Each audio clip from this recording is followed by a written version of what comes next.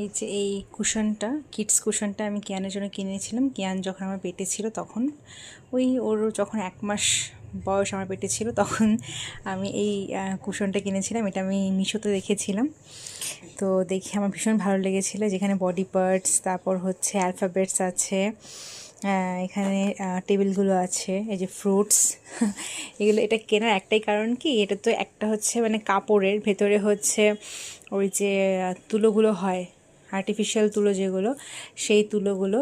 আর যেহেতু এটা bright colour, হ্যাঁ, আর এটাকে খুব সহজে ধোয়াও যাবে, এটাকে খুব সহজে ধোয়াও যাবে এবং ধুলে শুকিয়েও যাবে। তো সেই জন্য আমি এটা কিনেছিলাম, কারণ ওর ইদানিং আমি দেখছি ওর ইয়েলো কালার খুব পছন্দের। এই যে কীরকম করে কামড়াচ্ছে বালিশটাকে সোনা, আই সোনা, কিয়ান। তো বাচ্চাদের কি হয় যে এই রকমের ব্রাইট কালার দেখলে বাচ্চারা খুব মানে আকর্ষণ হয়, বাচ্চাদের ব্রাইট কালারগুলো খুব আকর্ষণ করে ব্রাইট কালার বাচ্চাদেরকে।